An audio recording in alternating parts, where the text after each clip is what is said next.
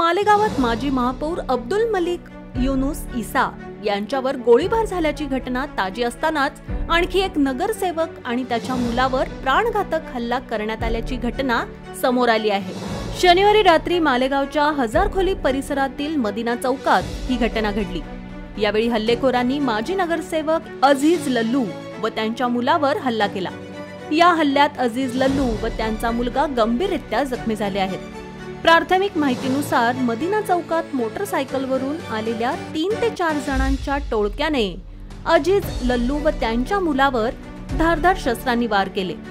हा हल्ला जमिनीच्या वादातून झाल्याचं सांगितलं जातंय। अजीज लल्लू यांचे त्यांच्या नातेवाईकांशी जमिनीवरून वाद सुरू होते। त्यांच्याकडून हा हल्ला करण्यात आल्याचं समजतंय। गेल्या आठवड्यातच मालेगावमध्ये माजी महापौर अब्दुल मलिक युनुस इसा यांच्यावर गोळीबार झाला होता। त्यानंतर पुन्हा घडलेल्या या घटनेने मालेगाव हादरला आहे। या घटनेनंतर स्थानिक नागरिकांनी संताप व्यक्त केलाय।